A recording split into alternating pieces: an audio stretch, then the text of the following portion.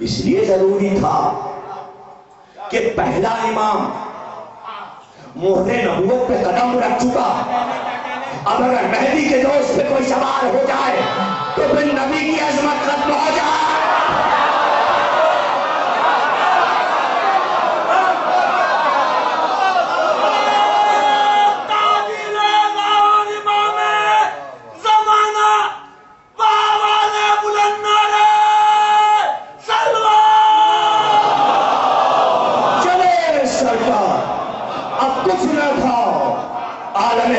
قریب تھا، وہاں کوئی نہ تھا، اس لیے کہ وہاں کوئی ملک نہیں رہتا۔ جبریل لوگ گئے وہی سید الملائکہ، تو اب وہاں کون ہوگا؟ تو اب سرکار تھے اور کچھ نہ تھا، اور پھر ایک آواز آ رہی، آؤ اور قریب آؤ۔ سرکار بڑھے، سرکار بڑھے، رکے، آواز اور قریب آؤ۔ سرکار تھمے،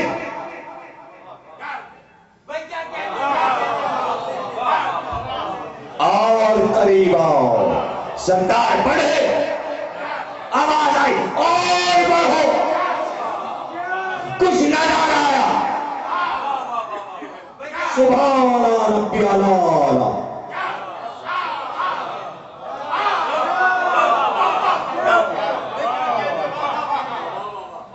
رکوع میں سر اٹھاؤ اور پڑھو، اور قریب آؤ۔ ثم دنا فتدلى فكان قاب قوسين او ادنى۔ قوسين کونین دو دنیایں، قوسین دو کمانے۔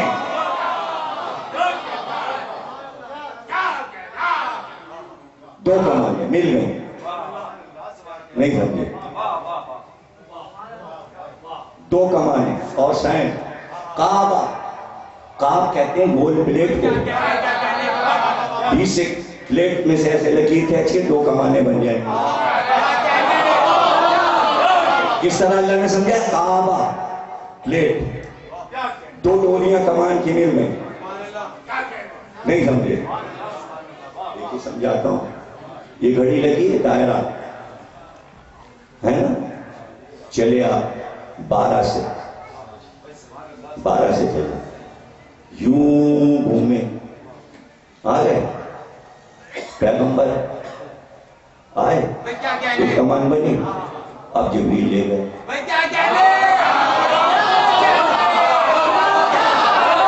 یہ آئے سرکار، وہ سن چکے، اب سوچو تو صحیح کہ ولادت سے معراج کو ملائی، مکے میں ایک کمان بنی، وہ آدھی کمان تھی، اب جبریل لے گئے، دائرہ پورا ہوا، اسے کہتے ہیں دائرہ کن فیکون۔ دو کمانیں ملی، ثم دنا فتدلى فكعب قوسين۔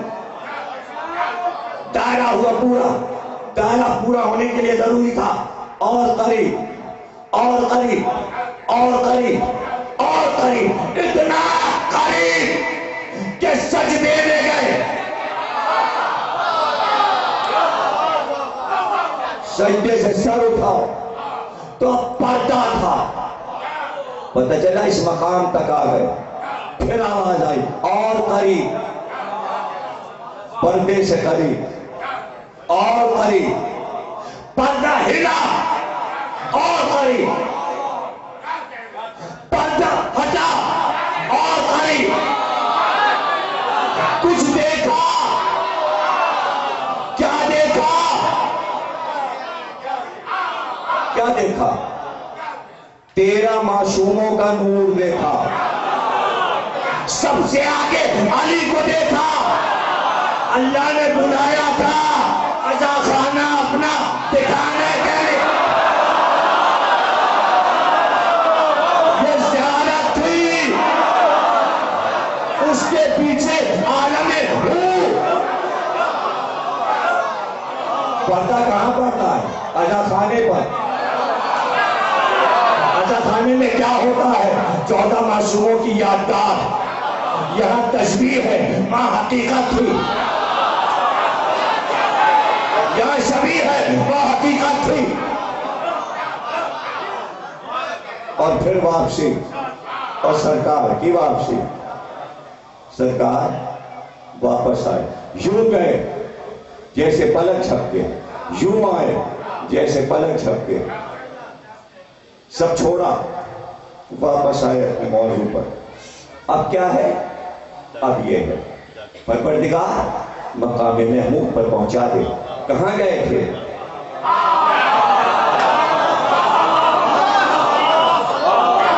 نہیں تو کہاں گئے تھے معراج میں؟ کہاں گئے تھے؟ سب سے بلند مقام پہ گئے تھے، سدرا اور ادنا، 2 کمانوں کا فاصلہ، اس سے بھی کم، اس سے بھی کم، اللہ کہتا اس سے بھی کم فاصلہ، 2 کمانے بہت، اس سے بھی کم، تو اتنے بلند مقام پر۔ اور اب قرآن کی آیت ہے، یہ قرآن کی آیت ہے کہ اللہ ایک دن تمہیں مقام محمود پر بلائے گا۔ امام صادق نے مفاتیح میں دعا موجود، امام صادق بھی یہی فرماتے تھے کہ ایک دن میرے جد کو اللہ مقام محمود پر بلند کرے گا۔ تو آیت یہ ہے کہ مقام محمود پر تمہیں دیکھا جائے گا۔ آپ سب آمین، پہنچا، ارے اللہ کا وعدہ ہے، جب وعدہ اس کا وعدہ ہے تو تم اللہ کیا کہے کے لیے کہتے جا رہے ہو؟ پہنچا لے جا، پہنچا لے جا۔ نہیں، اس کو مقام محمود کو بھی پوری امت نے غدیر خم سمجھ لیا۔